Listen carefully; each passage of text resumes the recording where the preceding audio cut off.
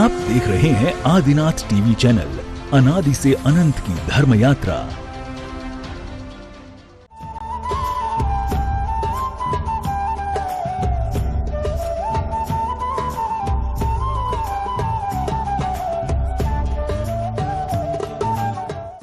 इस कार्यक्रम के पुण्यार्जक हैं श्री कंवरलाल जी महावीर प्रसाद जी, पाटनी, मदनगंज, किशनगढ़, राजस्थान।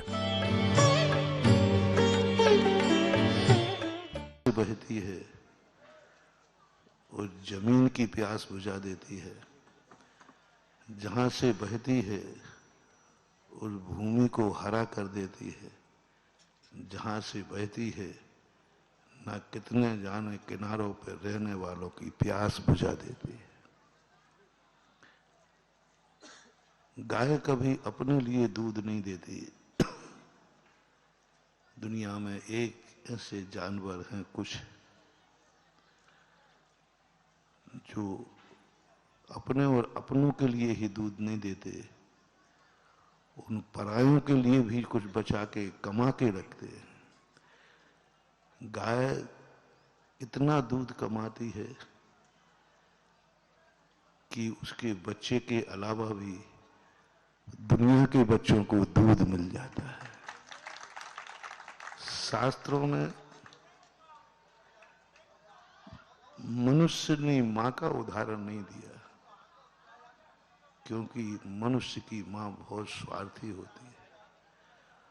उतना ही दूध पैदा करती है जितना उसके बच्चे के लिए पूरा होती है।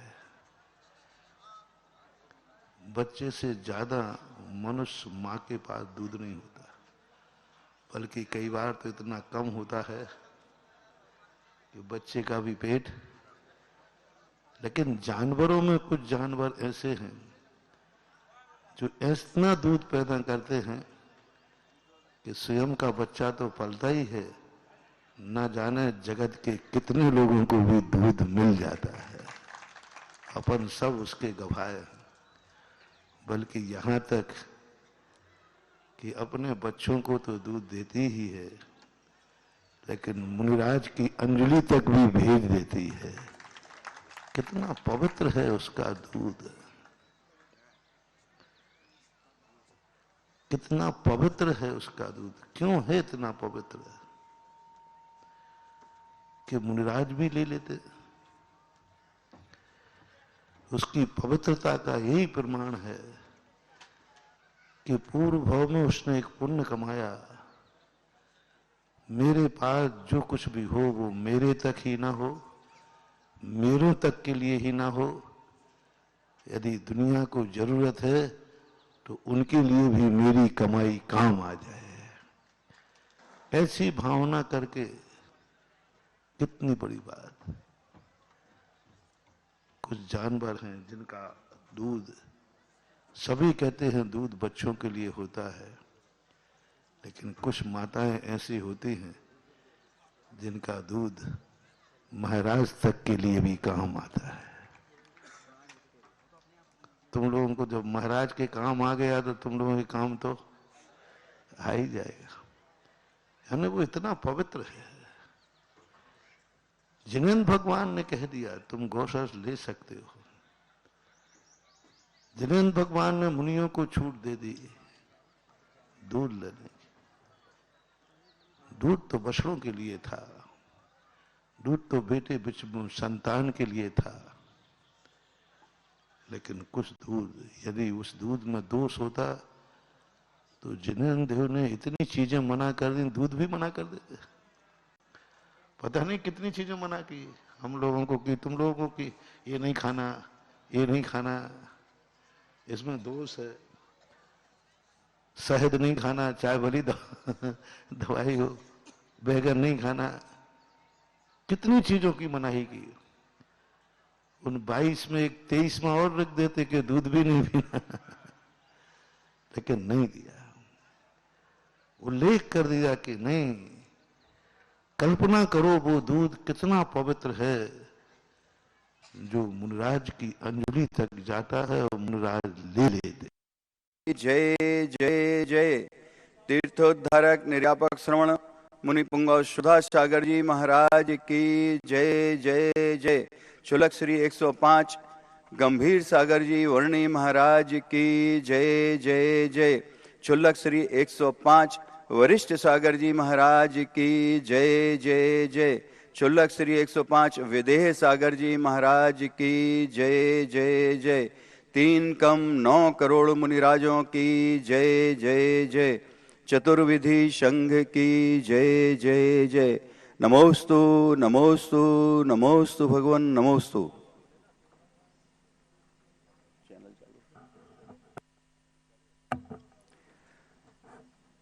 इस त्रिलोक तिलक शांतिनाथ जिनालय चमत्कारोदय तीर्थ पर भव्य पंचकल्याणक महोत्सव 10 अप्रैल से 15 अप्रैल तक परम पूज्य संत शिरोमणि आचार्य गुरुवर विद्यासागर जी महाराज के आज्ञानुवर्ती परम प्रभाव शिष्ट तीर्थोद्धारक निर्यापक श्रमण मुनि पुंगव सुधा सागर जी महाराज के परम सानिध्य में शाह आनंद प्रारंभ होने जा रहा है। बाल ब्रह्मचारी प्रदीप भैया जी सुयश अशोकनगर के कुशल निर्देशन में यह पंचकल्याणक महोत्सव 10 अप्रैल से 15 अप्रैल के बीच में प्रारंभ होगा। 14 मार्च को कुछ पात्रों का चयन हुआ है, जिसमें भगवान के माता पिता शोधर्मेंद्र, महायज्ञ नायक, कुबेर और भरत चक्रवर्ती जैसे पात्रों का चयन परम पूज्य तीर्थोद्धारक निर्यापक श्रमण मुनि पुंगव सुधा सागर जी महाराज के परम सानिध्य में 14 मार्च होली के दिन लोगों ने अपनी चंचला लक्ष्मी का उपयोग करते हुए इसमें सम्मिलित हुए हैं। कुछ पात्र शेष रह गए हैं, जो पात्र शेष हैं वही विशेष हैं। ऐसे राजा सोम 16 कलश के माध्यम से, राजा श्रेयांश 16 कलश के माध्यम से, बाहुबली 16 कलश के माध्यम से जिन्हें भी अपना इसमें सहभागिता दर्ज कराना है मुख्य पात्र बनकर, वो इन पात्रों में कोई भी पात्र को सेलेक्ट कर सकते हैं। राजा सोम, राजा श्रेयांश भगवान को प्रथम आहार दान देने का परम सौभाग्य प्राप्त होता है। आदिनाथ भगवान का समस्त साम्राज्य प्राप्त करने का बाहुबली को चयन होता है। ईशान, शानत कुमार, महेंद्र ऐसे शोधर्मेंद्र के सहपाठी 7 कलश 77 श्रीफल के माध्यम से सारी क्रियाओं में अपनी दक्षता रखते हुए भगवान के कल्याणक में पार्टिसिपेट कर सकते हैं। ब्रह्मेंद्र आदि 5 कलश 55 श्रीफल के माध्यम से आप अपनी सहभागिता दर्ज करा सकते हैं। सामान्य इंद्रदानी 11,000 रुपये के माध्यम से आप इस परिसर में बैठकर भगवान के सारी क्रियाओं और पूजन आदि में अपनी सहभागिता दर्ज करा सकते हैं। इन पात्रों के संपर्क के लिए आप इन नंबरों पर संपर्क कर सकते हैं। 9893625600। मनोज जी जैन, कोषाध्यक्ष कमेटी बोहरीबंद। 9584543368 प्रशांत जैन, बोहरीबंद। 9826151212 प्रदीप जैन, रद्दी वाले, जबलपुर। जिन्हें जबलपुर आसपास में संपर्क करना है वो इनसे संपर्क कर सकते हैं। जिन्हें सिहोरा में संपर्क करना है 9424686102 सन्मत जैन, सिहोरा से संपर्क कर सकते हैं। 9893488318 अजय अहिंसा बाकल जी से संपर्क कर सकते हैं। 7389639238 संस्कार जैन, सोहम, बोहरीबंद।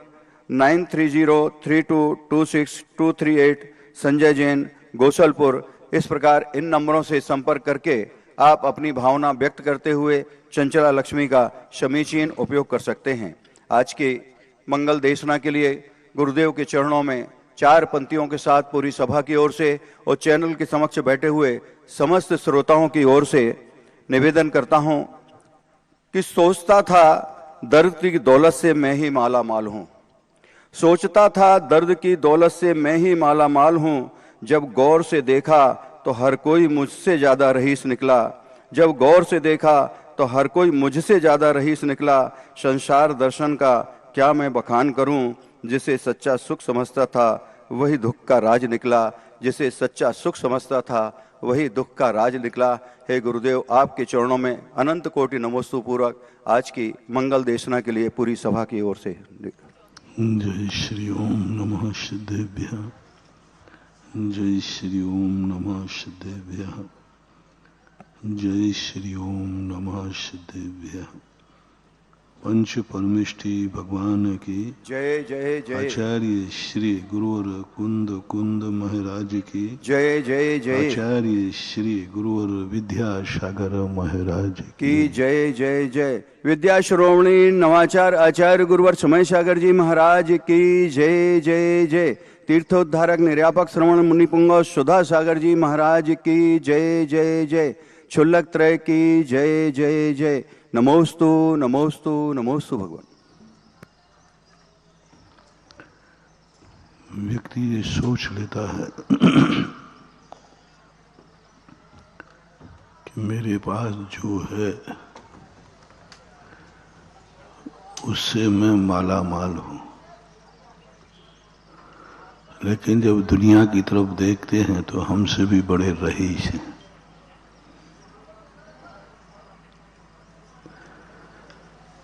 हम चले तो पैर से कुचल गई शायरी,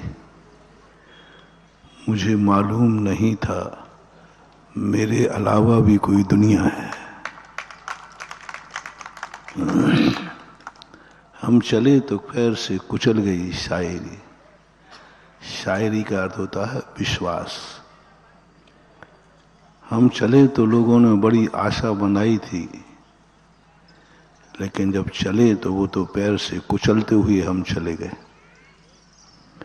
बड़ा आदमी जब चलता है तो लोगों को बड़ी उम्मीदें होती हैं कि बड़ा आदमी अब उठ के खड़ा हो गया है, अब नियम से कुछ ना कुछ तो मिलेगा।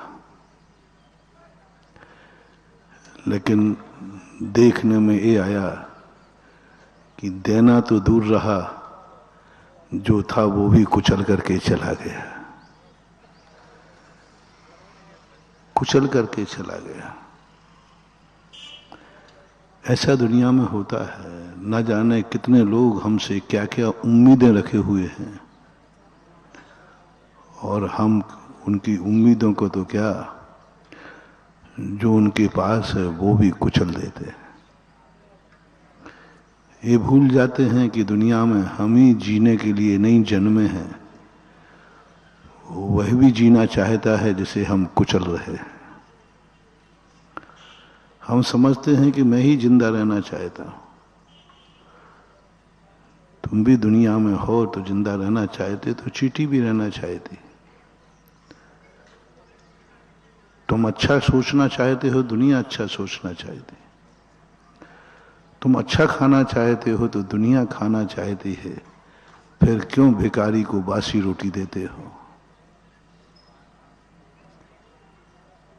तुम बासी खाना नहीं चाहो और तुम बासी किसी को देते हो।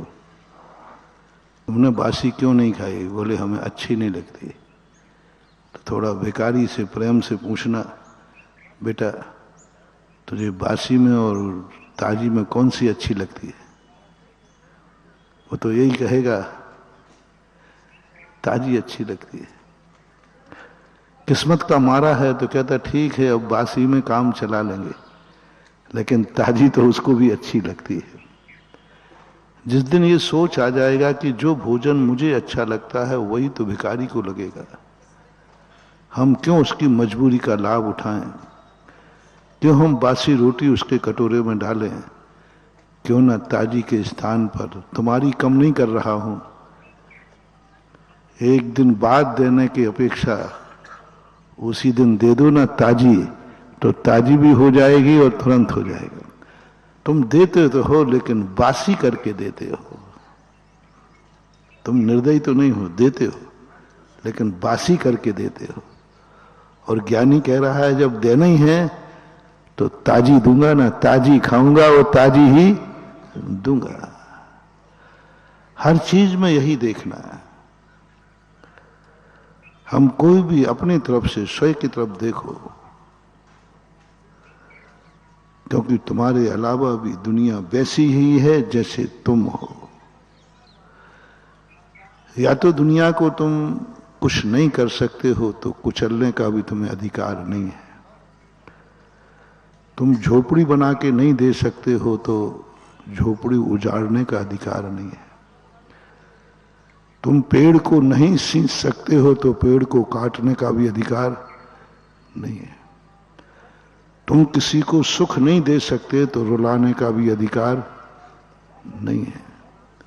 तुम किसी को सहारा नहीं दे सकते, तो धक्का मारने का भी अधिकार नहीं। उसको छोड़ दो अपने ऊपर।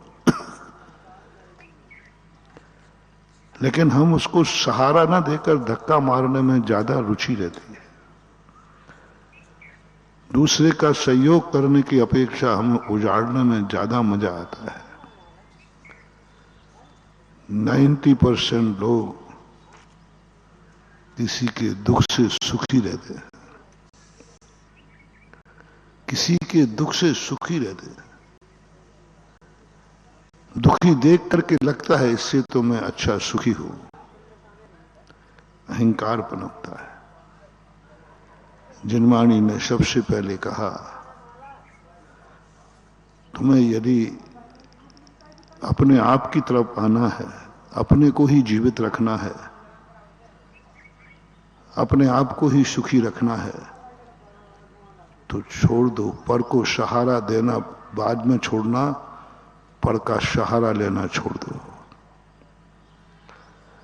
पर का सहारा लेना छोड़ दो। हम पर का सहारा तो लेना चाहते हैं, लेकिन पर को सहारा देना नहीं चाहे। बस यही सबसे बड़ा जिंदगी का डाउनफॉल है। यहीं से शुरू होता है व्यक्ति का विनाश। यहीं से शुरू का पतन होता है। यहीं व्यक्ति का अशुभ होता है। बहुत बड़ा मोटिवेशन दे रहा हूं। तुम दूसरे से लेना तो चाहते हो, लेकिन दूसरे को देना नहीं चाहते। बस समझ लेना तुम्हारे बुरे दिन शुरू हो गए। तुम दूसरे की तरफ देखना तो चाहते हो, लेकिन कोई तुम्हारी तरफ न देखे। तुम अपनी कहानी दूसरों को सुनाना चाहते हो, लेकिन तुम दूसरे की दुख सुनना, बस तुम्हारे विनाश का समय निश्चित है। कभी दुख दूर नहीं होगा। हम दुख की कहानी दूसरों को सुनाना चाहते हैं, कोई मेरी कहानी सुने, लेकिन हम किसी के दुख की कहानी सुनना हमें पसंद नहीं है। तुम्हारे दुख के दिन कभी दूर नहीं होंगे। सब कुछ हम चाहते हैं। ये पेड़ हमें फल देवे, लेकिन पेड़ को हम खाद नहीं देना चाहते। फल तुम्हें पचेगा ही नहीं। पेड़ की छाया लेकर के हम पेड़ को काटना चाहते हैं। बोलो शुभ दिन आएगा कि अशुभ दिन? क्योंकि जिस पेड़ ने छाया दी, हमने उसी को काट दिया, छाया खत्म हो जाएगी। यदि तुम छाया लेना चाहते हो, तो पेड़ की सुरक्षा करो। पेड़ रहेगा तो छाया रहेगी, क्योंकि छाया में तुम्हें अच्छा लगता है। नीति कहती है छाया तुम्हें अच्छी लगती है तो पेड़ को बचाओ, उसको काटो मत। वो बचा रहेगा, तुम्हें सदा छाया मिलती रहेगी। लेकिन हम छाया तो चाहते हैं, लेकिन पेड़ को लगाना नहीं चाहते। हर क्षेत्र में यही हो रहा है। हर क्षेत्र में हम सब चाहना चाहते हैं। हम हवाओं से चाहते हैं कि हमें ऑक्सीजन मिलती रहे, लेकिन हवाओं के संबंध में नहीं चाहते कि हवाएं पवित्र बनी रहें। कभी भाव नहीं आता कि इससे हवा प्रदूषित हो जाएगी। हमेशा एक ही भाव कहते हो, मुझे अच्छी हवा मिलती रहे। ये कब भाव आया है? मैं अच्छी हवा चाहता हूं, तो मेरा प्रयास रहेगा मैं हवाओं को गंदा नहीं करूंगा। कभी सोचते ही नहीं कि इससे हवा गंदी हो जाएगी, पर्यावरण दूषित हो जाएगा। ये नहीं सोचेंगे। ये तो सोचेंगे हमें अच्छा मिले।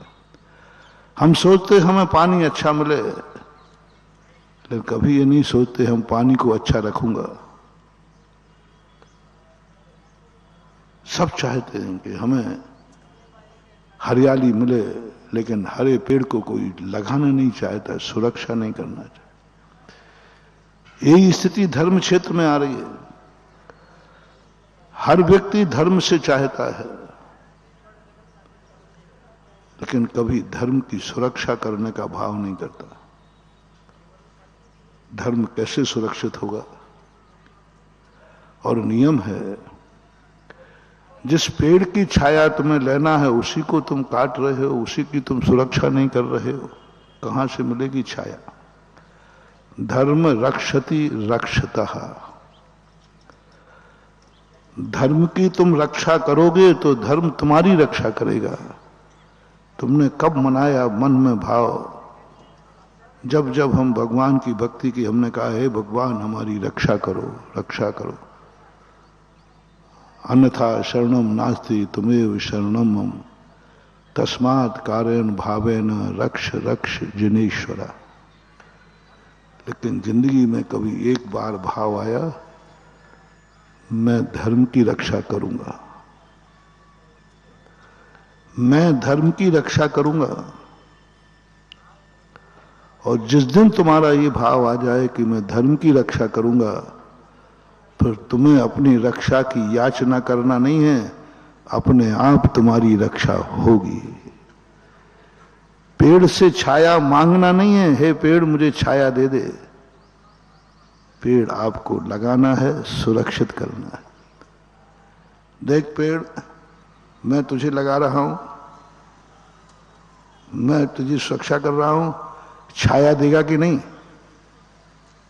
पेड़ कहता है कि मैं तुम्हारा छोकरा नहीं हूं कि जो बाद में बदमाशी करके भग जाए। मैं तो जितना फलूंगा फूलूंगा वो सब छाया पे अधिकार तुम्हारा रहेगा। मांगो मत, कहो मत, वो तो अपने आप मिलेगा। हम पेड़ से पूछते हैं कि पेड़ छाया देगा कि नहीं देगा। हे पेड़ तू छाया देगा कि नहीं देगा?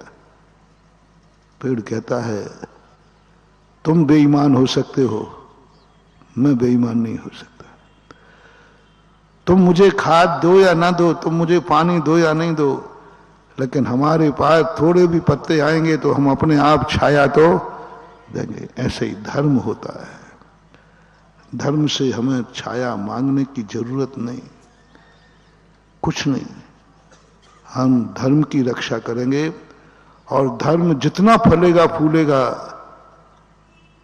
उसका लाभ तिजोरियां तो आपकी ही भरेंगे।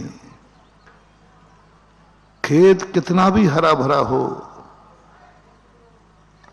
खेत कहता है बीज बो तू, मेरा बीज है मैं क्यों बोऊं, मेरा बीज है मैं क्यों बोऊं, तू कौन है? तो बोले मेरे लिए मत बो, तुम अपने लिए बो। तुम बोगे मैं लहराऊंगा, लेकिन खलियान तो तुम्हारा खुद का भरेगा। मैं तो बोने के पहले भी सूखा था और फसल कटने के बाद भी सूखे ही रहूंगा। मेरा मेरे लिए कुछ भी नहीं। खेत में जो कुछ भी होता है वह खेत वाले का होता है, खेत का नहीं। ऐसा ये भगवान, मंदिर, धर्म, इनको जो कुछ भी तुम करते हो, जो कुछ भी तुम देते हो, तुम मंदिर बनाते हो नहीं। कहने में आ रहा है कि मैंने भगवान का मंदिर बनाया, कोई फर्क नहीं पड़ा। मंदिर नहीं बनाया आपने, आपने खुद अपनी हवेली का इंतजाम किया है, तो बीज था। एक बार एक व्यक्ति ने कहा, बोले महाराज जी आप कितने मंदिर बनवाओगे ये बताओ। आप एक बार संकल्प कर लो जिससे हम लोगों को शांति हो जाए। कितने बनाओगे? तो हमने कि हमारे जितने भक्त मरेंगे उतने भक्तों उतने मंदिर बनाऊंगा। हमारी परिभाषा तो उल्टी सीधी होती है। जितने भक्त मरेंगे उतने भक्तों के उतने मंदिर बनाऊंगा। अब बताओ भैया कितने भक्त मरेंगे? और हमारे भक्त कम है नहीं, इतने भक्त हैं, इतने भक्त हैं। और ये भी पक्का है कि वो एक ना एक दिन मरेंगे। जैसे पिता मरने के पहले अपने बेटे को एक बंगला बना के जाता है, एक मकान बना के जाता है कि मेरे मरने के बाद यदि बेटा की किस्मत में कुछ भी नहीं हुआ तो कम से कम वो अपने मकान पर बैठ लेगा। यदि ये कुछ भी पढ़ा लिखा नहीं गए तो बेटा एक गद्दी छोड़ के जाता है, कुछ भी नहीं होगा तो कम से कम गद्दी पर तो बैठ जाए।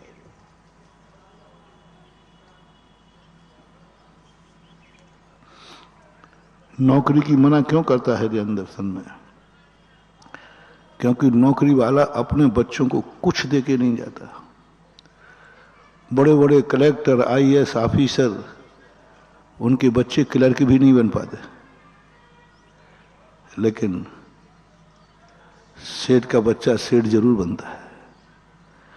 कपड़े वाले का बच्चा कपड़ा वाला, खेती करने वाला का खेती, फैक्ट्री वाला फैक्ट्री बनता है। लेकिन कलेक्टर का बेटा कलेक्टर बने, लेकिन सेठ का बेटा सेठ बन जाता है। गद्दी सौंपने के बाद में उसकी किस्मत जाना है। लेकिन पिता गद्दी बनाता है कि नहीं, मेरे बाद कम से कम बेटे को कुछ नहीं हुआ तो मेरी गद्दी तो मिलेगी, मेरी कमाई तो मिलेगी, मेरा मकान तो मिलेगा, और कुछ नहीं है तो मकान तो मिलेगा रहने का। नहीं बना पाएगा तो कोई बात नहीं। तो तुम्हारा पिता अपने मरने के बाद तुम्हारा इंतजाम करता है। रिपीट कर रहा हूं, तुम्हारा पिता तुम्हारे मरने के बाद, अपने स्वयं के मरने के बाद, तुम्हारा पिता स्वयं के मरने के बाद बेटे का इंतजाम करता है। ठीक है? गुरु क्या करते हैं? थोड़ा सा उल्टा है। गुरु तुम्हारे मरने के बाद का इंतजाम करते हैं। दोनों में अंतर आ गया। बाप कह रहा है मैं मर जाऊंगा इसलिए बेटे का इंतजाम करूं, और गुरु कह रहा है ये मरेगा, अगले भाव का इसका इंतजाम कर दो। बस इतना सा अंतर है। वो स्वयं की मौत देखता है और बेटे का इंतजाम करता है, और गुरु भक्त की मौत देखता है और मौत के बाद का इंतजाम करता है। ये अंतर है पिता और गुरु में। जैसे पिता को भाव आया कि मैं मर गया तो बेटा कहां रहेगा, एक मकान तो बना दो, एक गद्दी तो बना दो। ऐसे ही गुरु को हमें चिंता है कि तुम मर गए तो कम से कम बना बनाया बाप का मकान तो मिल जाए, कम से कम इतने घर में जन्मों की पिता की गद्दी तो मिल जाए, कुछ तो ऐसा मिले जो तुम्हारे लिए जन्मते ही मिल जाए। तो मेरे मुख्य प्रेरणा देने का अपने भक्तों से कहना है, जिंदगी में एक मंदिर बना के जरूर मरना, एक बेदी बना करके जरूर मरना। नहीं मिले तो मंदिर में फर्श लगा के मरना, मंदिर की शिखर बना के मरना, मंदिर में किवाड़ लगा के मरना। और कुछ नहीं मिले जब शिलान्यास हो तो एक ईंट लगा के मरना। अब तो कर दिया सस्ता, और इससे सस्ता और क्या करूं भाई? इससे सस्ता और क्या करूं? बहुत बड़ा सोच है। ये ईंटें लगाते हो आप शिलान्यास के समय कि यदि भाई आप लोग मंदिर नहीं बना पा रहे तो चलो एक ईंट लगा दो। वो ईंट साधारण नहीं है, वो ईंट तुम्हारे मरने के बाद का इंतजाम है कि ये कम से कम मरेगा। तो बस मेरी एक ही तमन्ना है कि जीते जी तो तुम्हारी व्यवस्था तुम्हारे बाप ने कर दी, अब उसकी मैं क्या व्यवस्था करूं? मैं जीते जी तुम्हारी व्यवस्था नहीं करूंगा कि वो तो बाप करा। एक कार्य के लिए दो व्यक्तियों को चिंता करना समझदारी नहीं है, समय खराब करना। तुम्हारे जीवन की चिंता तुम्हारा बाप कर रहा है, गुरु क्यों करे? सारी व्यवस्थाएं कर रहा है, वो तुम्हारे संबंध सोच रहा है, सब कर रहा है। तो इसलिए मैं तो तुम्हारी वर्तमान जिंदगी के संबंध में मैं अपना, मेरा नेचर अलग है। मैं समाज से कहता हूं कहीं कमेटी जाती है, बहुरी बंद आया था तब कहा था, या तो तुम अपना दिमाग लगाओ तो मैं तुम्हारे साथ हूं। मैं अपना दिमाग खर्च हूं, मेरे पास दिमाग की बहुत कमी है। वैसे ही आजकल बिजली कंट्रोल में मिलती है, वैसे ही आजकल बुद्धि कम है, सोच कम है, समय कम है, शक्तियां कम है। तो वेस्टेज नहीं करना चाहिए। हर चीज में आज एक ही बात कही जाती है, हर चीज का उपयोग करो, वेस्टेज मत करो। व्यर्थ में पानी मत भराओ ढोलो, व्यर्थ में लाइट मत जलाओ। और जैन दर्शन भी ये कहता है अनर्थ दंड सबसे बड़ा पाप है। सभी पापों में सबसे बड़ा पाप क्या है? अनर्थ दंड, निष्प्रयोजन, कोई मतलब ही नहीं। जैसे हम उदाहरण दिया करते हैं, एक किसान ने सुबह हल चलाया, दिन भर में कितनी हरी काट दी, कोई बात नहीं। सब्जी बनाई, कछार वाले ने पूरी सब्जी काट ली, कितनी हरी काटी, कोई बात नहीं। और तुम खड़े खड़े गार्डन में खड़े थे, एक पत्ता तोड़ा, यूं फेंक दिया, तुम कैमरे की नजर में, FIR लिखी गई तुम्हारी। बोले साहब मैंने गलती क्या की? बोले तुम अभी गार्डन में खड़े खड़े एक पत्ता तोड़ के फेंका, इसलिए तुम्हारी FIR अरेस्ट किया जाता है। एक पत्ता तोड़ने में अरेस्ट? धांधली चल रही है। इस किसान ने देखो दिन भर में कितने पेड़ काट दिए, कितना सब उड़ा दिया, पूरी सब्जी काट दी इसने, देखो ये। बोले उसने प्रयोजन से काटी है। तुम अरे बताओ ये पत्ता तुमने क्यों तोड़ा? यूं क्यों तोड़ा? तुलसी का पत्ता था क्या? नहीं, तुलसी का पत्ता था, मुझे खाना था, पान का पत्ता था, खाना था, क्यों तोड़ा? नहीं, थोड़ा बुरा लग रहा था इसलिए तोड़ दिया, नहीं वो भी बात नहीं, यूं हाथ चल गया। यह है सबसे बड़ा पाप। प्रकृति कहती है, पेड़ कहता है, कोई मुझे खाने को तोड़ लेता तो मुझे खुशी थी, कम से कम मैं टूट गया लेकिन तेरा पेट भर गया। लेकिन तूने तो मेरा इतनी बेइज्जती कर दी, इतनी बेइज्जती कर दी कि मेरी जिंदगी भी गई और मैं तेरे काम नहीं आ पाया। नीति है, अच्छे लोग सोचते हैं मैं मिट जाऊं तो मिट जाऊं, कम से कम उसके काम आ जाऊं। मुझे कोई लाभ नहीं लेकिन कोई तो होगा, मैं मरूंगा तो कोई को तो लाभ होगा। पत्ता ये सोचता है कि मैं टूटूंगा, मुझे तोड़ेंगे, मुझे काटेंगे, कोई बात नहीं, कम से कम मैं जरूर मिट गया लेकिन किसी का काम तो हो गया। अब बद्दुआ नहीं लगेगी, पेड़ बद्दुआ नहीं देगा, प्रकृति बद्दुआ नहीं देगी, क्योंकि उसको इस बात की खुशी है कि मैं किसी के काम आ सका। लेकिन तुमने तो ऐसा तोड़ा है कि कोई काम का नहीं, यूं तोड़ा और फेंक दिया। अब पेड़ कहता है कि इससे बड़ी बेइज्जती मेरी नहीं हो सकती, इससे सबसे बड़ा मैं पापी हूं कि मैं किसी के काम नहीं आ सका तेरी बदौलत। कम से कम गार्डन वाले ने काटा था तो कम से कम उसको आंखों का सुख तो मिला था। गार्डन काटते हैं ना, और जब कटिंग अच्छी हो जाती तो आपको क्या मिलता है? तो पेड़ कहता है भाई चली मैं कट गया,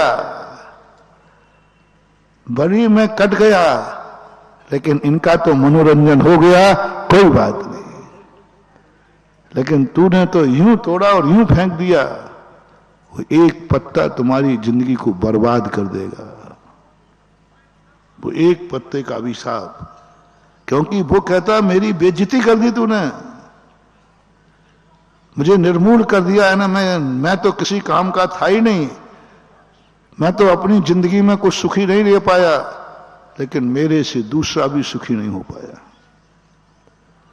ऐसे ही पांचों स्थावरों में लगाना, हाथ पैर बिना कारण के कोई पत्ता भी नहीं तोड़ना। पानी के लिए तुम्हारा कोई बात नहीं, पानी तुम पियो, अभिषेक करो, सब करो, पानी को खुशी है, कि मैं भली नष्ट हो गया लेकिन किसी की प्यास बुझ गई, लेकिन तुमने तो एक गिलास पानी लिया और फेंक दिया। अब पानी कहता है कि मैं तो कहीं का नहीं रहा, मैं मिट्टी में मिलके बर्बाद हो गया और किसी के काम भी नहीं आ पाया। कम से कम मैं किसी के काम आता तो संतोष था कि भली मैं मिट गया लेकिन किसी की प्यास बुझ गई। पृथ्वी भी ऐसे ही, अग्नि जल वायु सब कुछ ऐसे ही, इसलिए अनर्दन्य। तो मेरा एक नेचर है, क्योंकि मेरे पास बुद्धि की बहुत कमी है, शॉर्टेज है, तो मैं कंट्रोल में खर्च करता हूं, बहुत बहुत हिसाब से खर्च करता हूं, ज्यादा एदवा तदवा नहीं सोचता ज्यादा। मैं सबसे कम सोचता हूं और शायद मेरे बराबर कोई नहीं सोचता, लेकिन मैं यही सोचता हूं कि मेरी बुद्धि खर्च हो तो या तो मेरा विकास हो और या धर्म का और धर्मात्मा का विकास हो, किसी काम में व्यर्थ में नहीं जाना, अनर्थ नहीं। मैं बहुत कीमती हूं, मेरा सोच बहुत कीमती है, बहुत कीमती है।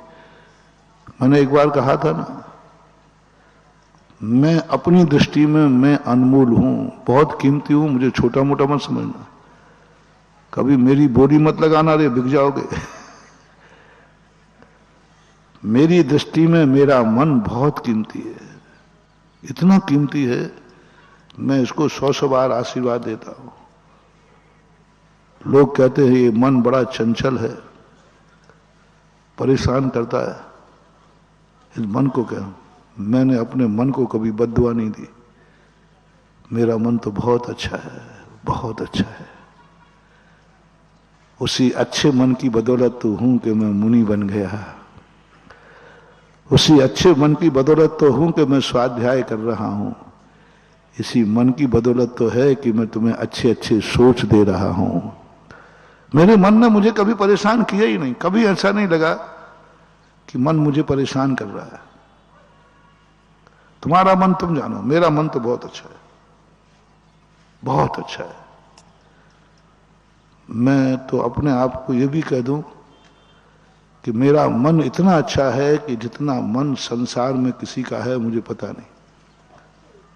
मेरे मन की कीमत मेरी दृष्टि में बहुत है, क्योंकि इस मन ने जितना भी सोचा, जो भी मन में सोचा गया, उसी से अच्छा ही अच्छा हुआ है। अब मार्केट मूल्य निकालू, मेरी दृष्टि में तो मैंने कह दिया, मेरा दिमाग अनमोल है। अब थोड़ा मार्केट दृष्टि और निकालो, आप लोग बताओ भैया मेरा मन कैसा है। आप लोगों की दृष्टि में पूछना, गड़बड़ किया तो ध्यान रखना, फिर हम प्रवचन देना बंद करेंगे। यदि मेरा सोच अनमोल नहीं होता तुम्हारी दृष्टि में, तो चमत्कारोदय तीर से तुम मुझे समर्पित नहीं करते। यदि मेरा सोच अच्छा नहीं होता तो तुम प्रवचन सुनने का मन, तुम आज्ञा को नहीं मानते। मेरा सोच अच्छा है, मार्केट वैल्यू भी मेरे मन की है, और स्वयं की दृष्टि में भी मैं अनमोल हूं। एक बार मैंने पूरा डिसेक्शन करके सुनाया था। मेरी आंखें बहुत अच्छी हैं, अनमोल है, इतने अनमोल हैं, मुझे आंखों पे बहुत गर्व है। मैं खूब आशीर्वाद देता हूं। पीछे से दे दो। क्यों? ये आशीर्वाद सब तुम्ही लोगों के लिए क्या है? दूसरों को देते रहो, अपने बेचारे तरसते रहे, जैसे आप लोग करते हो। आप लोग एक बहुत गंदा कार्य करते हो। यदि पराया व्यक्ति कोई आए, पड़ोसी या रिश्तेदार, और सब लोग सबको जय जयंत करोगे, जय जयंत करोगे, उसी बीच जो पत्नी खड़ी है तो क्या है ना, वो पराये है, उनको तो जय जयंत है, अपनों को जय जयंत नहीं। जितना भी तुम अभिवादन करते हो, किनको छोड़ के करते हो? सुबह उठ करके सबको जय जयंत करोगे? बताओ, तुमने अपनी मम्मी को कब जय जयंत किया? क्योंकि तुम्हारी यही गलती है। उठते तुमने अपनी पत्नी को जय जयंत कब कब किया? उसकी गलती यही है कि वो तुम्हारी है। और दूसरे की आ जाए तो जय जयंत साहब, बहन जी, अब पता नहीं क्या क्या बोलते, वो तुम जानो, तुम्हारा काम। मैं तो ऐसी गलती कभी नहीं करता। मैं तो सबसे पहला आशीर्वाद, सबसे पहला वेलकम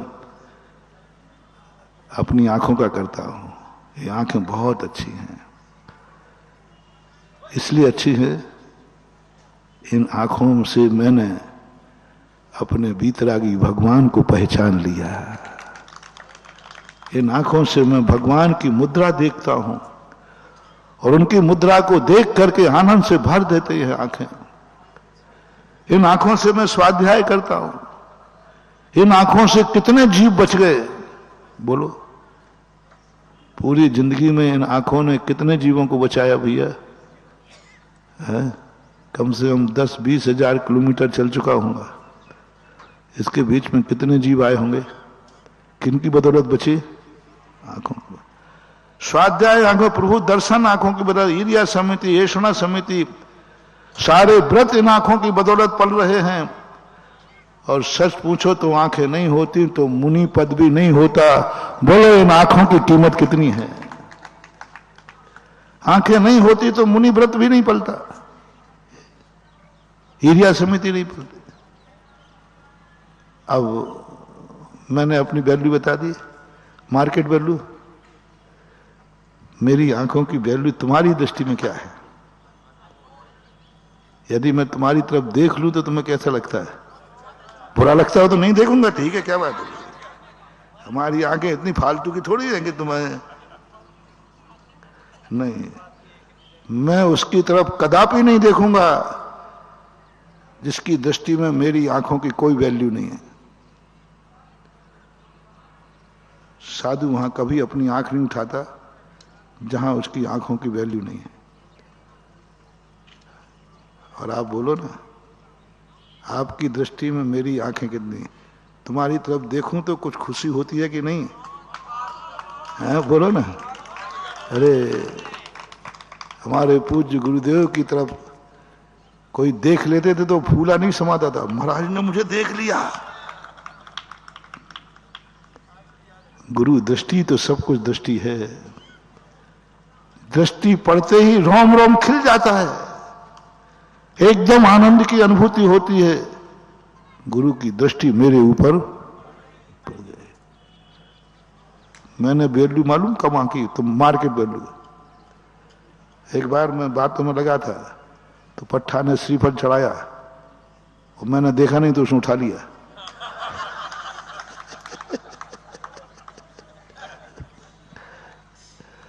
अरे मैंने भाई नहीं, अभी आपने देखा नहीं है। होती हैं कुछ आंखें। बस महानुभाव, कोई साधना, बड़ी साधना नहीं है। बस आंखों की इतनी साधना कर लो कि जिसको तुम देखो वो धन्य हो जाए। कई आंखें ऐसी हैं जो देखती हैं तो सामने वाला तो इसकी आंखें फूट जाएं, देखो कैसा घूर के देख रहा है। ये भी होता है कि नहीं? तो बस ये है अनमोल चीज। कान भी अनमोल है। मेरा तो मुंह तो इतना अनमोल है? इस मुंह से निकली हुई आवाज के लिए लोग लाखों करोड़ रुपया खर्च कर रहे हैं। चैनल वाले बुनदाता काय के लिए? फोकट का पैसा नहीं है। एक एक महीने के चैनल का पैसा देने वाले दानी लाखों रुपया दे रहे हैं। काय के लिए दे रहे भैया? प्रवचन के लिए। महाराज का प्रवचन सारे जगत में पहुंच जाए। कितनी कीमत है ये बताओ? साल भर में करोड़ों रुपया खर्च करते हैं आप लोग साधु के निकले हुए वचनों के लिए। मात्र एक ही शब्द है, महाराज का प्रवचन घर बैठे सुनने में आ जाए। वहां हम पहुंच नहीं पाएंगे। यही सुना, जो नहीं पहुंच पाए हैं वो सुना। तो मार्केट वैल्यू कितनी है? और मेरी दृष्टि में तो वैल्यू है ही हर चीज में। मेरे पैरों की वैल्यू कितनी है मालूम? मेरी दृष्टि से इन पैरों ने आज तक किसी जीव के प्राण नहीं लिए, होश तक। अब मेरे पैरों की मार्केट वैल्यू और बता दो। अभी प्रवचन खत्म होने के बाद खड़े होंगे, ये देखना, अभिषेक की बोली लगाएंगे, इन पैरों से तुमने कितने कमा लिए बताऊं मैं। इन पैरों की वैल्यू से लोगों ने कितना कमा लिया होगा मार्केट। और इन पैरों से निकले हुए गंदोदक की वैल्यू अनमोल है। जहां पड़ जाए वहां पर, जहां जहां पैर पड़े संतन के वो जग तीरथ, सब कुछ। इसलिए मेरे पास वैल्यू, मैं मूल्यवान आदमी हूं। इसलिए मैं, आप लोगों से मेरा कहना है, मेरे पास यूं बैठने मत आया करो। अन्न का कण और साधु का क्षण कभी बर्बाद नहीं करना। अन्न का कण और साधु का क्षण कभी बर्बाद नहीं करना, पूज्य गुरुदेव कहाई को है। क्योंकि वो मूल्यवान है। निर्मूल वस्तु का खत्म करो, निर्मूल मूल्यवान वस्तु। अन्न मूल्यवान है कि नहीं? प्राण बचाता है, उसके कण को बर्बाद नहीं करना। साधु का समय मूल्यवान है कि नहीं? बहुत मूल्यवान है। अभी मैंने बताया ना, उनके समय को बर्बाद नहीं करना। बैठ करके यहां वहां की गप्पें करके, सेल्फी लेकर के, फोटो उतारने में समय बर्बाद मत करो। जितना फोटो में उतार रहे हो उतनी अपनी आंखों से देखकर आनंद का भंडार भरो। समय खराब मत करो। मूल्यवान है साधु। एक क्षण को मिले तो उसका उपयोग कर लो। एक क्षण को मिले जीवन को धन्य कर लो। एक क्षण को मिले अपने बुझे हुए दीपक को प्रज्वलित कर लो। माचिस की काड़ी ज्यादा देर तक जलने वाली नहीं है। माचिस की काड़ी के उजेले में कब तक रहोगे? कितनी देर रह पाओगे?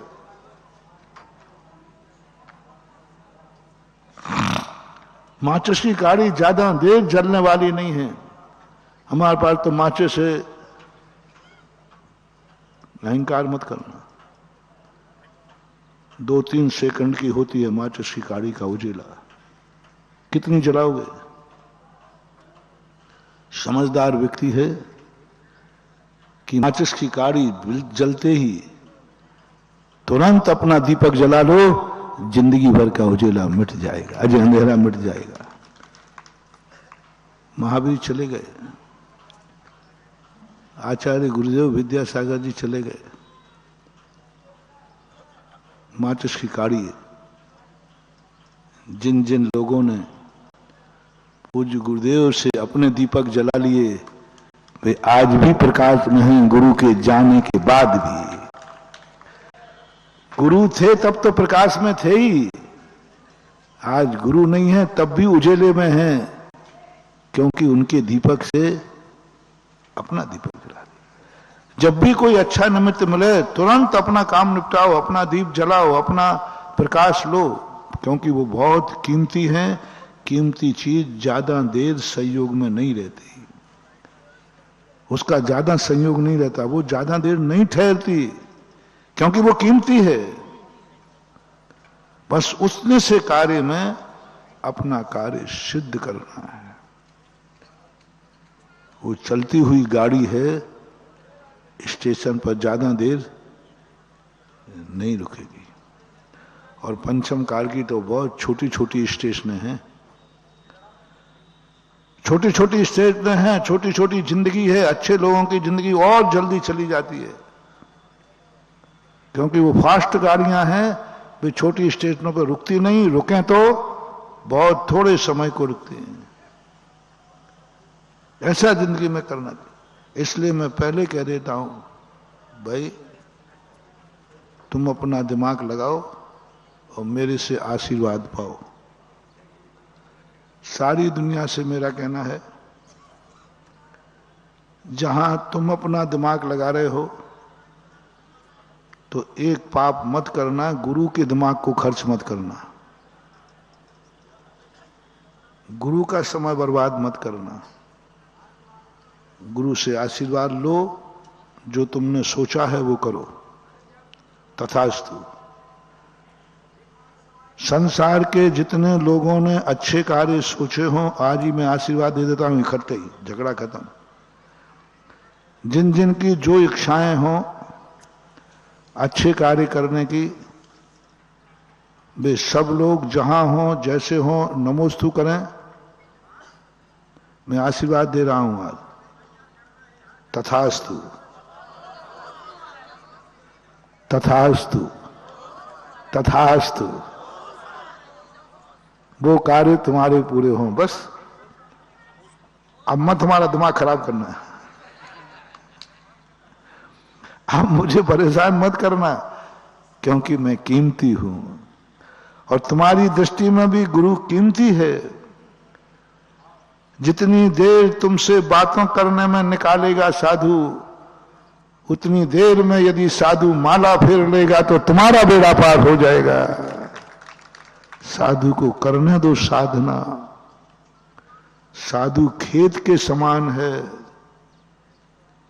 जितना खेत उर्वरक होगा फसल तुम्हारी ही उतनी ज्यादा आएगी। जिस खेत में जितना खरपतवार होगा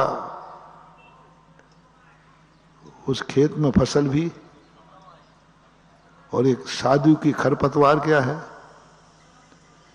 तुम बैठकर यहां वहां की चर्चा करना, यहां वहां की गप्पें करना, यहां वहां की कहानी सुनाना, अपने दुखड़े सुनाना, अपने सुखड़े सुनाना, हैं? ये सब चीजें आपकी होती। इस समय बहुत नहीं, मैं साधु का सबसे ज्यादा, तुम सामायिक करो या नहीं करो, मैं साधु की सामायिक नहीं बिगाड़ूंगा। सुनो, बहुत बहुत बनियाईगिरी बता रहा हूं। तुमसे सामायिक नहीं होती है, कोई बात नहीं, मैं साधु की सामायिक नहीं बिगाड़ूंगा। मैं स्वाध्याय करूं या नहीं करूं, साधु को स्वाध्याय में गड़बड़ नहीं करूंगा। मैं अपने समय की कीमत करूं या नहीं करूं, साधु का समय बर्बाद नहीं करूंगा। मेरा कोई समय की कीमत नहीं, लेकिन महाराज की कीमत है। मैं भली अपनी किसी भी चीज की कीमत नहीं करूं, लेकिन महाराज की हर चीज मूल्यवान है, मैं उसको बर्बाद नहीं करूंगा। और जितना साधु अपनी साधना में रहेगा और जो अतिशय प्रकट होगा, छाया प्रकट होगी, उसका लाभ तुम्हें मिलना है। जितना साधु साधना में रहेगा, साधु की साधना बढ़ेगी, अतिशय बढ़ेगा, छाया बढ़ेगी, और साधु की जो भी छाया है वो पेड़ के काम नहीं आती है, वो तो तुम्हारे काम आती है। तुम कैसे हो? साधु का समय खराब करते हो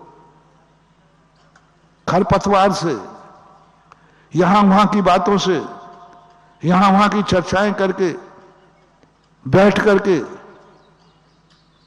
एक बार सुनाया था ना, एक व्यक्ति, बहुत पहले की बात है, इसी एमपी की 91-2 की बात। मैं एक उस स्थान पे गया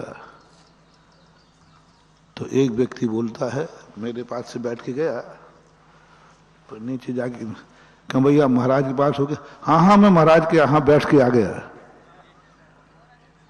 बैठ के आ गया,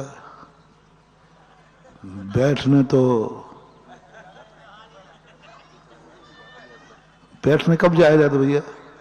जब कोई मर गया हो। तो मैंने कहा, ये व्यक्ति मेरे यहां बैठ गया पहले बताओ मेरे यहां मरा कौन है। तो हमारे साथ एक निसंग सागर जी महाराज थे अलग जी, वो थोड़ा हार्ट के मरीज थे। तो मैंने कही शायद कहीं वो चले नहीं गए हो। तो मैंने उनको बाजू दूर कमरे में बैठे थे, मैंने दिखवाया, देखना एलक जी कैसे स्वस्थ, कैसा है, तबीयत कैसी है। तो वो तो ठीक थे। मैंने कहा ये भी ठीक है और मैं भी ठीक था, हम दो ही थे वहां। अब मेरे में आया कि ये जब हम दोनों ठीक हैं तो ये मेरे यहां बैठ के क्यों गया, ये तो अशुभ कर गया। आप बताओ भैया, कोई तुम्हारे यहां मरे नहीं हो, कोई बैठ पे आवे तो बताओ कैसे लगेगा। कोई मरा नहीं है और कोई कहे कैसे आए, बोले बैठने आया हूं। बहुत अशुभ है। डंडा मारोगे, भैया क्या बात करे, मैं बैठने आया हूं। और दुनिया में बैठने का अर्थ है कोई, तुम इसको अशुभ मानोगे और नहीं मानो तो एक आध दिन करवा दूंगा। तुम सुबह उठते ही तुम्हारे यहां कोई बैठे, कैसे पता है साहब बैठने आया हूं, और तुम्हारे यहां कोई मरा नहीं है। मैंने तुरंत उस व्यक्ति को पकड़वाया, मैंने कहा तू तो पहले ये बता कि मेरे यहां मरा कौन है, तू बैठ के क्यों गया। और बैठने का अर्थ है कोई मर गया है। मैं तो घबरा गया, तू अशुभ कर गया मेरे यहां,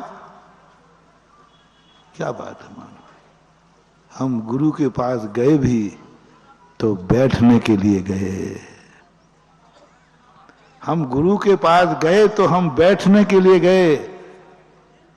अरे गुरु के पास जाओ तो उनके दर्शन करने जाओ, उनके पास बैठने के लिए नहीं। समय निकालेंगे, चलो अब बेफालतू बैठ, चलो तुम महाराज के पास चलते, दो चार गप्पे करते हैं, नहीं। महाराज के पास बैठने नहीं जाना, उनका तो दर्शन ही महत्वपूर्ण है, उनके दर्शन की महिमा है। दर्शन करने जाओ, बैठने मत जाओ, धोख देने जाओ, बैठने मत जाओ। नमोस्तु करने गया था, दर्शन करने गया था, प्रवचन सुनने गया था, ये सब। तो इसलिए कभी भी है साधु का समय बर्बाद नहीं करना। यदि तुमने साधु का समय बर्बाद नहीं किया, बहुत अच्छी बात बता रहा हूं।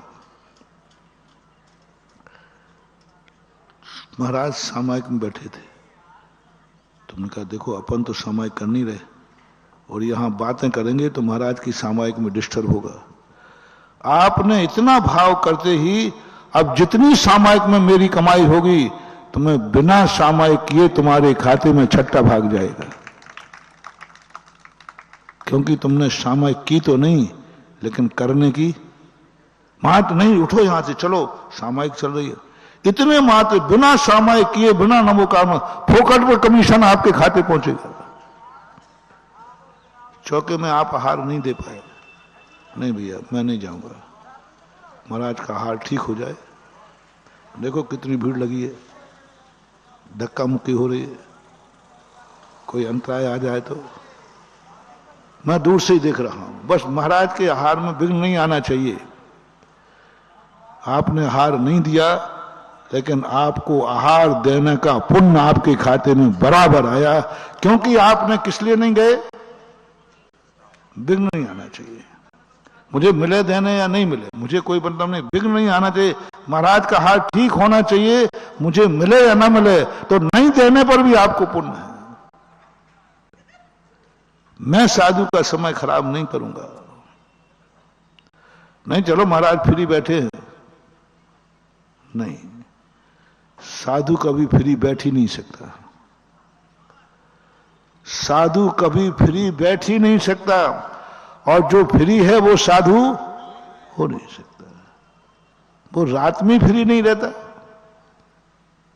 वो अर्ध निशा का सन्नाटा वन में वनचारी चरते हो, तब शांत निराकुल मानुष तुम तत्वों का चिंतन करते हो। क्या बात है, तुम तो कम से कम रात में निश्चिंत हो जाते हो। कमर रात में तो आराम करते हो तुम, रात में तो आराम करते हो तुम, लेकिन साधु रात में भी नहीं आराम करता, उस समय भी उसका चिंतन। शायद शीतलनाथ भगवान की स्तुति में समंतबद्ध महाराज ने लिखा है कि हे भगवान, ये सारी जनता दिन भर कार्य करती है, शाम को थक जाती है। सुजीविते काम सु, ऐसा कुछ आया। हाँ। सुदोष ना नहीं है, नहीं निशी शेर ते प्रजा, शीतलनाथ भगवान की। लेकिन भगवान, मैं तो सोचता था कि आप तो बिल्कुल फ्री हैं, कुछ काम धंधा तो आपके पास है नहीं। आपके पास कोई बता भैया, मैं तुम्हारी दृष्टि में बिल्कुल ठलुआ हूं, तुम हो काम वाले, अरे कमाऊ पूत, तुम हो कमाऊ वाले। अरे महाराज जी, हम लोगों को सुबह से बहुत काम रहते हैं, बहुत काम रहते हैं, इसलिए मैं प्रवचन सुनने नहीं आता हूं। बहुत से में तो हम ठलुआ बैठे हैं जो सुनाने आ जाते हैं। साधु बराबर व्यस्त दुनिया में कोई नहीं होता। समंतभद्र महाराज शीतलनाथ भगवान की स्तुति में देखो कितनी अच्छी बात आ गई। स्वजीवते काम सुखे चतस्न्या देवास मारता निशिशेर ते प्रजा। स्वजीवते काम सुखे चतस्न्या, यह संसारी प्राणी जीवन के लिए अपनी इच्छाओं की पूर्ति के सुख में तृष्णा के द्वारा, तृष्णया दिवास मारता निशेरते प्रजा, दिन भर श्रम करता है। काय के लिए करता है? अपनी इच्छाएं पूरी करने के लिए, अपने सुख को पाने के लिए दिवास मारते हैं, दिन भर श्रम करता है, आर ध्यान करता है, पसीना पसीना होता है, दिन भर एक ही काम करता है दिन भर। और निशी शेरते प्रजा, रात में बेचारा थक जाता है लुढ़क के। हाँ, जो दिन भर में लोग रहते हैं ना, थक करके ऐसे लुढ़कते हैं कोलू का बैल, थक जाता है। और सुबह उठ करके फिर वही। आप देखना है शीतलनाथ भगवान, तुम्हारे नक्तम धिम प्रमत्तवान, तुम आर्य, हे भगवान, हे आर्य, नक्तम धिमम प्रमत्तवान, आप दिन रात अप्रमत्त जागते रहते हैं, ना आप थकते ही नहीं है। देखो कितनी बढ़िया, नक्तम दिवम, नक्त यानी रात्रि, दिव्य यानी दिवम, अप्रमत्तवान, अप्रमत्त यानी आप सदा जागते रहते हैं। आपको काम क्या है? हम लोग तो जब ही जागते जब काम धंधा हो। आप किस लिए जागते रहते हैं? कितनी अच्छा, न जागरे बाद विशुद्ध वर्तमनी, सदा आप व्यस्त ही रहते हैं। और उसी व्यस्तता का परिणाम है कि प्रति क्षण असंख्यात गुणी निर्जरा होती रहती है। प्रति क्षण अनंत गुणा पुण्य का अनुभाग बढ़ता रहता है। इसलिए ठलुआ मत समझो रे, बहुत समय कीमती है साधु का। एक समय में तो पता नहीं वो कितना कर रहे हैं, कितना कर रहे हैं। और उस समय साधु के समय का उपयोग करो। इसलिए मैं जो कह रहा था, पहले कह देता हूं भैया, आप लोगों का कुछ सोच हो तो मैं तुम्हारे साथ हूं, आशीर्वाद तथास्तु। कितने अच्छे लोग हो आप लोग। जो व्यक्ति तथास्तु में संतुष्ट होता है उसको मैं दोनों हाथ से नहीं, तीनों हाथ से भी दे दूंगा आशीर्वाद। महाराज आप तो कुछ नहीं, हमने जो सोचा है वो सफल हो जाओ। इससे सस्ता भक्त और क्या चाहिए? हमने जो सोचा है बस वो कार्य हो जाए, तथास्तु। हमने सोचा है कि बहोरी बंद का तीर्थ अच्छा बन जाए, और जो प्लानिंग हमने सोची है वो पूरी हो जाए, तथास्तु। तुरंत तुरंत तथास्तु। मैं क्यों ना आशीर्वाद नहीं दूंगा तीर्थ के विकास के लिए? जो मैंने सोचा वो कार्य हो जाए महाराज, बस क्षेत्र का विकास हो जाएगा, मैं तुरंत तथास्तु कह दूंगा। इसलिए आप लोग अपना दिमाग लगाओ, क्योंकि तुम्हारा दिमाग फालतू है, उसकी कोई कीमत है नहीं। ठलुआ यहां वहां की बातें सोचता रहता है, यहां वहां की बातें सोचता है। इसलिए तुम कम से कम मंदिर की सोचो, धर्म की सोचो, अपने माँ बाप की सोचो, अपने परिवार की सोचो, क्योंकि तुम्हारा दिमाग ठलुआ है, कोई काम का नहीं, खरपतवार है। अच्छी अच्छी बातें सोचो, क्योंकि नहीं तो ये पता नहीं क्या क्या और सोचेगा। खाली घर शैतान का है, और हमारा खाली घर है ही नहीं दिमाग। महाराज जी, हमारा दिमाग काम नहीं कर रहा है, हमारा दिमाग काम नहीं कर रहा है। हमें कुछ समझ में नहीं आ रही है कैसे बहोरी बंद का विकास करें, मुझे समझ में नहीं आ रही है कैसे क्या करें। तो फिर मैं पूछता हूं, फिर तुम अपने दिमाग में लगाओ ताला। क्या लगाओ? ताला। और बस, और नहीं लगाओ तो मैं तुम्हें बेहोशी की दवाई दूं? डॉक्टर बेहोश क्यों लगता है? क्योंकि ये इसका दिमाग चलेगा। डॉक्टर साहब ये नहीं करना है, उनका इसको नींद का इंजेक्शन लगा दो।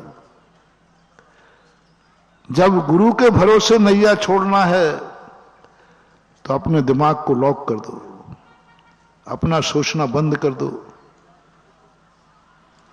जो अपना सोचना बंद कर देते हैं वहां गुरु के सोच का लाभ मिलना तुम्हें चालू हो जाएगा। यदि तुमने गुरु के सोच में अपना सोच मिला दिया तो सब गए काम से। मेरा कोई सोच नहीं है, ना मेरी क्षमता है, ना मेरी शक्ति है। मैं तो अपनी ये नैया तुम्हारे भरोसे छोड़ते हैं। आप आदेश देते जाइए, हम करते जाएंगे। बहुत कठिन है, ऐसे भक्त, ऐसे समर्पित भक्त बहुत कठिन है। तुमने समर्पण नहीं किया है, हमारी आफत कर दी है। तुमने समर्पण नहीं किया है, हम तुमने अब दिन रात हमें सोचना है, क्योंकि तुम तो हाथ पे रख के बैठ गए भैया ये समारो। अब दिन रात हमें सोचना है, अच्छा होगा तो हमारा, बुरा होगा तो हमारा। तुमने तो बस कह दिया आप जानो, मैंने तो भौर में नैया। अब साधु की आफत हो जाती है, अब साधु को जागरूक रहना पड़ता।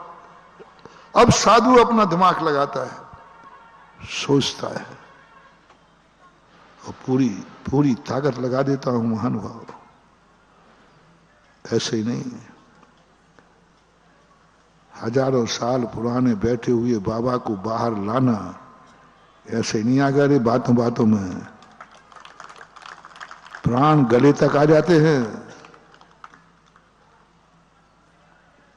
जितनी तुम्हें तालियां बज रही हैं ना, यदि थोड़ी सी चूक हो जाए तो बोलो क्या होगा। हाँ, किया कराया सब।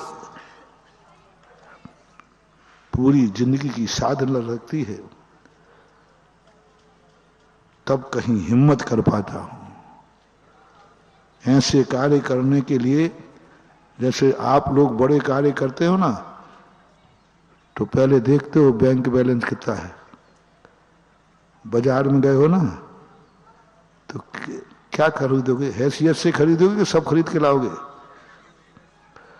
होटल पे सब खाने का भाव आ रहा है, खा लो, फिर बिल काउंटर पे देख लेना। आप जो खाना है वो खाते हो या जेब देखकर खाते हो? है?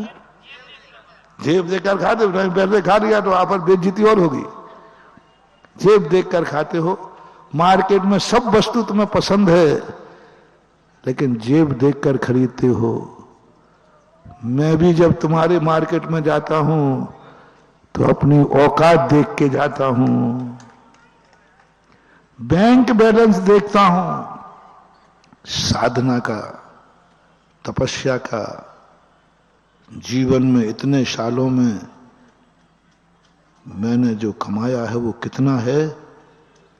1000 साल पुराने भगवान उठाना है। बहुत बड़ा चेक बनेगा और जितना बड़ा माल होगा खर्चा भी। हमारे पूज्य गुरुदेव ने जब कुंडलपुर के बड़े बाबा उठाए, गुरुजी सुना रहे थे, जिंदगी में पहली बार पूरे जिंदगी भर की साधना दांव पर लगाई थी। मैंने स्वप्न में भी कभी जिन धर्म का अनादर किया हो, मैंने कभी जिनेन देव के संबंध में कभी खोटा सोचा हो, कभी कुछ किया हो, तो मैं सफल नहीं हूं। और मैंने जिंदगी में भगवान तेरे अलावा मैंने कहीं धोख नहीं दी, तेरे अलावा मैंने कुछ नहीं सोचा, और तेरी प्रभावना ही मेरी प्रभावना है। मैं सब कुछ तेरे लिए है, और आज तुझे उच्चासन देने के लिए सब कुछ दांव पे लगाता हूं। हाँ, अग्नि परीक्षा है। सीता को कहां कूदना है? जिंदगी दांव पर लगना है, जिंदगी दांव पर लगना है। एक क्षण में सब स्वाहा हो जाना है। अयोध्या का चौराहा है, आग की लपटें निकल रही हैं। पूरी जिंदगी भर की साधना विदेही ने दांव पर लगा दी, साक्षी कर ली। यदि मैंने कभी स्वप्न में ऐसा किया है तो आग भस्म कर देगी। और आज मैंने जिंदगी भर जिसकी साधना की है, जिंदगी भर मैंने तपस्या की है, जिंदगी भर जो मैंने मन को पवित्र रखा है, आज वो पवित्रता की परीक्षा की घड़ी है। बोलो, सीता के अग्नि का नीर हो गया। यदि जल जाती तो क्या चर्चा होती? थोड़ा कम सुना, बोल दो रे, तुम मालूम है तुम लोग क्या करते हैं। अरे तुमने तो जीती हुई सीता को नहीं छोड़ा, तुमने तो जीती हुई सीता पे उंगली उठा दी। और यदि जल जाती तो तुम क्या बदनाम करते, क्या तुम बुरे बोलते, क्या तुम कहते, क्या दुनिया में चर्चाएं होती? कल्पना करो। मैं सोचता हूं कई बार, यदि विदेही को अग्निकुंड तैयार किया गया था, काश यदि जल जाती, तो बोलो ये संसार सीता के प्रति क्या भाव करता? अच्छे भाव के बुरे भाव, अच्छी चर्चा के बुरी चर्चा, क्या होता? बोलो कल्पना करो। मैं तो यही कल्पना करता हूं, क्या होता? एक विदेही सती का क्या रूप बनता? अग्नि थी, अग्नि कोई समझदार थोड़ी होती, अग्नि तो अग्नि है। काश यदि जल जाती वो, उसमें रोंगटे खड़े हो जाते। जब मैंने पहली बार ये घटना को पढ़ा, मैंने कहा क्या पागलपन हो रहा है? अग्नि है, वो क्या जाने कि ये सही है कि गलत है? अरे अग्नि को क्या ज्ञान है कि ये सही है कि गलत है? अग्नि का काम तो जलाना है। यदि जल जाती तो तुम पता नहीं क्या करते, मुझे कल्पना नहीं। लेकिन सीता ने भी कहा, अग्नि में ऐसे नहीं कूद गई, जिंदगी भर की नहीं, जन्म जन्म की साधना दांव पर लगा दी, तब कहीं अग्नि का नीर हुआ है, नीर हुआ है। कई घटनाएं ऐसे ही नहीं, बड़े बाबा ऊपर आ गए। जिंदगी भर की साधना दांव पर लगती है, और यदि थोड़ा ही सा बिगड़ जाते बाबा कुंडलपुर के बहोरी बंद के, कई लोग तो आंखें इसीलिए लगी थी, देखो अब क्या होते है। और थोड़े उन्हें सब, हम तो पहले ही कह रहे थे, हम तो पहले ही कह रहे थे, हम तो पहले ही कह रहे थे। ओ, मैं जब भगवान बैठ गए तो मैं भगवान के पास गया, मैंने कहा बाबा जी यदि तुम थोड़े ही गड़बड़ करते तो तुम्हारा तो कुछ नहीं मरता, हमारा क्या होता। और भगवान ने आशीर्वाद दिया, जिसकी सच्ची भक्ति होती है उसको कभी ये संदेह नहीं किया जाता। आचार्य श्री ने जब भगवान उठाए, देखो आज अपन कर रहे, थोड़ा ही सा प्रतिकूल होता, कुछ नहीं करते, सारी दुनिया बुराई करते पाई जाती, मिटा दे हजारों साल के भगवान, ये लो ये कर दिया वो। तुम बिल्कुल भी लिहाजा नहीं करोगे। ये वही महाराज हैं जिनको मैंने नमोस्तु किया है। अब महाराज हैं, हो गई गलती, हो गई गलती। नहीं महाराज जी, आपकी कोई गलती नहीं है, आपने बहुत, हम कोई आपकी बुराई नहीं करेंगे। अरे तुम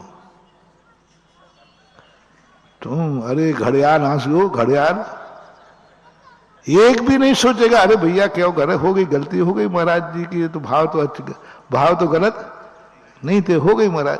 नहीं, सब अच्छे अच्छे भगत भी शामिल हो जाएंगे और जे और कहेंगे हमने तो पहले ही कहा था। कब कहा था? हम, मेरे साथ एक बार हो चुका है ऐसा। सांगानेर के जब पहली बार गया ना गुफा में, तो और महाराजों ने निकाले थे,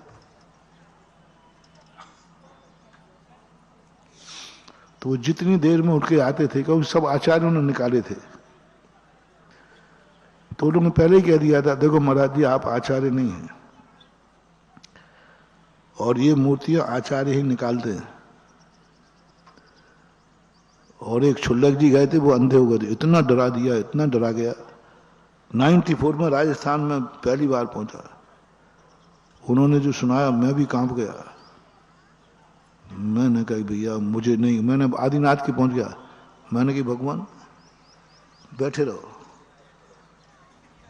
मुझे दर्शन नहीं करना, तुम्हारे दर्शन के लिए मैं अपना मुनि पद दांव पर लगाऊंगा। आपसे ज्यादा कीमती हमारा मुनि पद है। बोलो, एक और भगवान का दर्शन है, एक और मुनि पद है, मूल्यवान क्या है? मैंने कहा मैं आपके दर्शन के लिए मुनि पद दांव पर नहीं लगाऊंगा। ये लोग कह रहे हैं कि गए तो पता नहीं आपका क्या होगा, छुल्लक जी गए थे, अंधे हो गए थे, अभी तक आचार्य गए और आप आचार्य नहीं हैं।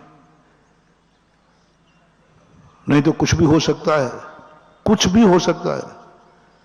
तो मैंने तो आदिनाथ सीधे कह दिया, मैंने बैठे रहो, मुझे नहीं करना, मैं जा रहा हूं, मैं अपना मुनि पद तो दाव पे नहीं लगाऊंगा, आंख बंद कर लूंगा, मैं फोटो में काम चला लूंगा। आदिनाथ भगवान ने किसने कहा? मैंने वही कह रहा जो आपकी कमेटी वाले बोले, तो उनकी बात मानता है कि मेरी? मैंने कहा मानूंगा तो आपकी, लेकिन वही तो आपके, वही तो है सब लोग।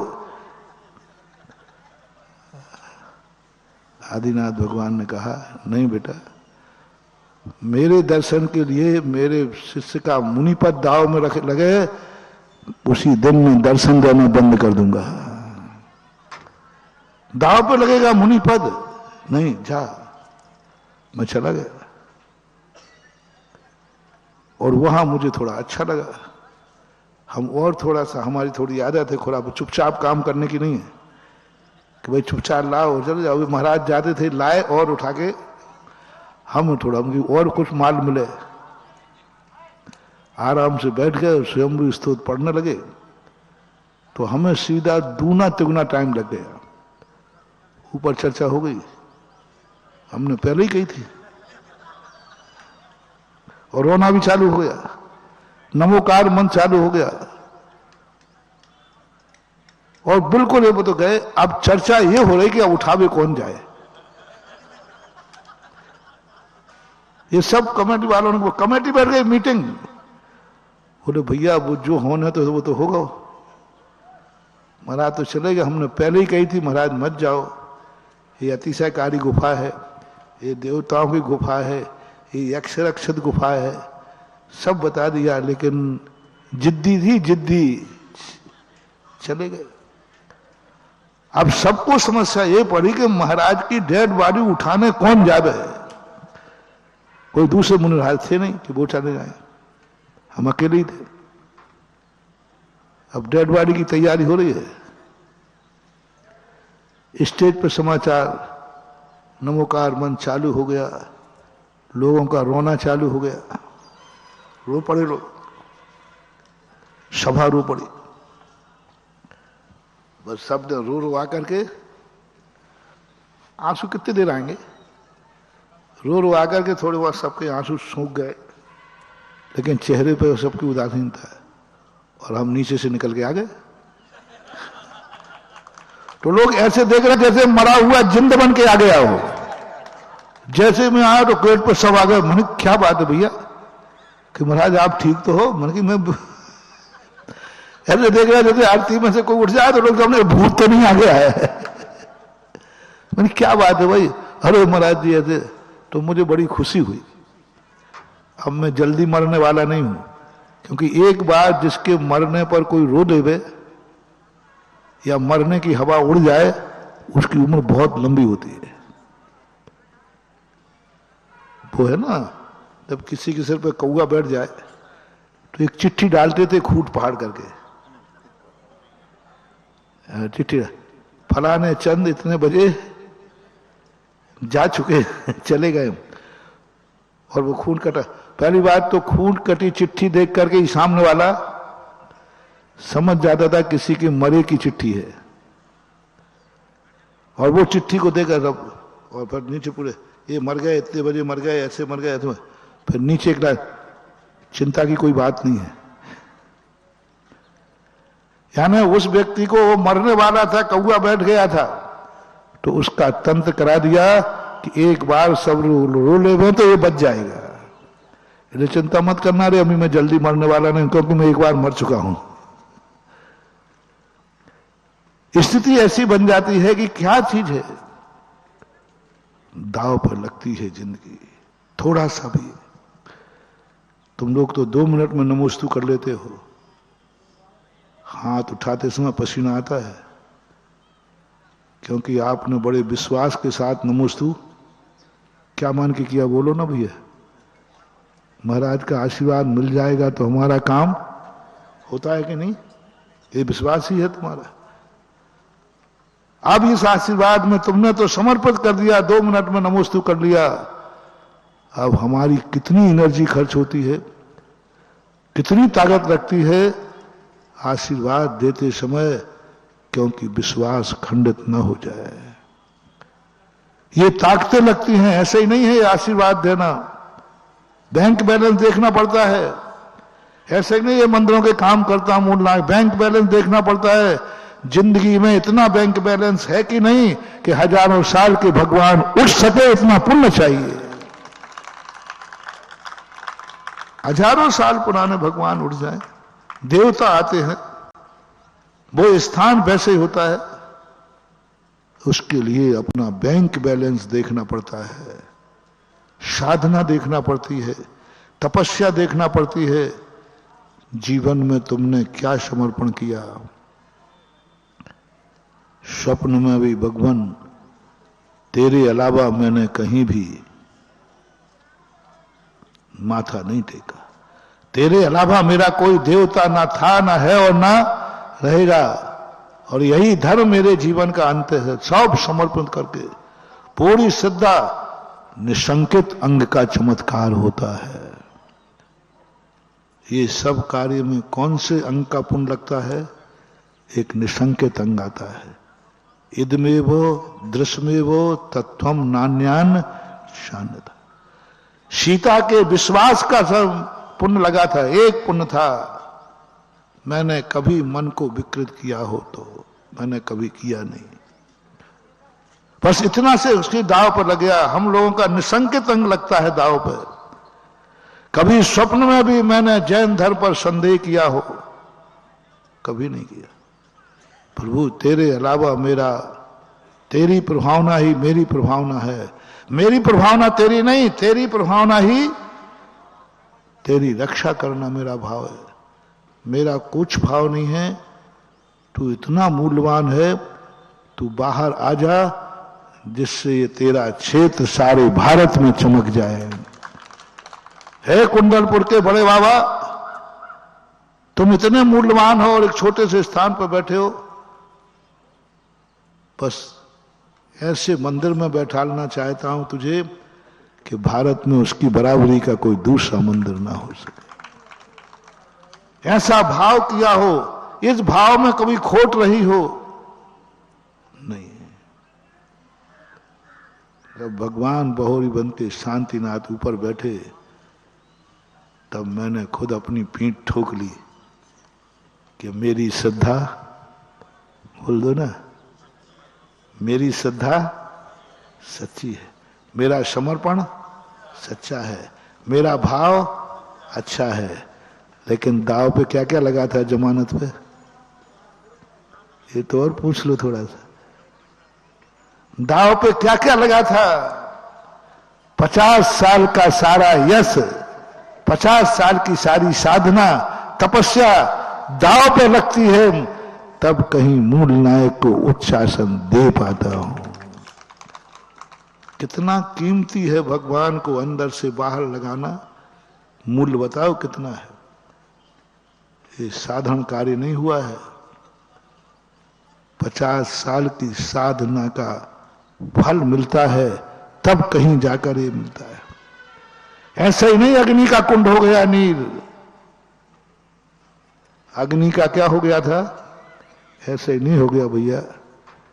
सती सीता की जिंदगी भर की, बोलो ना, पूरे जिंदगी भर की तपस्या लगी थी, पूरे जिंदगी भर का समर्पण लगा था, पूरे जिंदगी भर का जो कुछ भी उसके पास था, पूरी जिंदगी भर का दाव पे लगा, तब कहीं जाकर के अग्नि का नील हुआ। ऐसे ही नहीं हो गया, ऐसे ही नहीं हो गया। अग्नि और नीर हो जाए असंभव। अरे विरोधी है दोनों, अग्नि और पानी और नीर हो गया। जब भी महानुभाव धार्मिक कार्य हो, साधारण मत मानना, बहुत बड़ी इसके पीछे बहुत बड़ा बलिदान होता है। इसलिए कुछ करने के पहले सबसे ज्यादा तुम लोग समर्पित व्यक्ति होते हो। जो व्यक्ति मेरे ऊपर विश्वास करते हैं, ये व्यक्ति हमें लूटते हैं, हमारे खजाना खाली कर देते हैं। कौन की कह रहा है? सुनो रे, आज भक्तों को लपेट में ले रहा हूं। वो सबसे ज्यादा मेरी जिंदगी में खतरा पैदा करते हैं, जो कहते हैं महाराज जी मैंने तो अपनी बुद्धि में ताला लगाया, अब आप जानो, आप तो आदेश दो, आप मेरे मालिक, हम आपके सेवक, बस हमारा और कोई काम नहीं है, हमें तो आपका आदेश। बोलो ये समर्पण की भाषा है कि नहीं?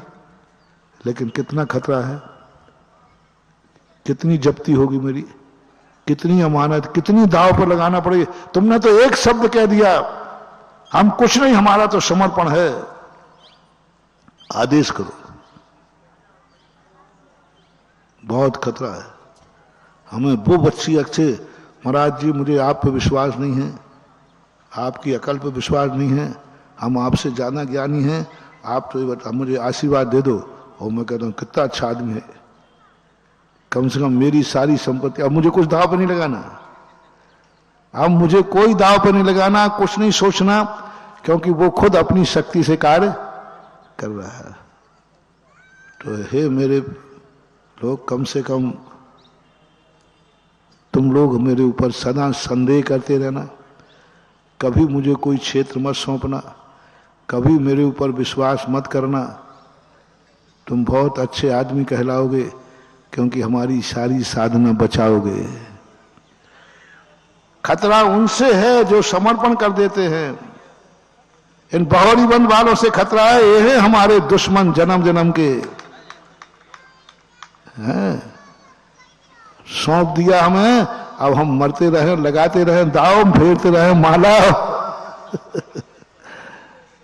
होता है। अपनों के लिए ही तो खर्च किया जाता है, अपनी तो खर्च करवाते हैं। बताओ तुम्हारा खर्च कौन करवाता है?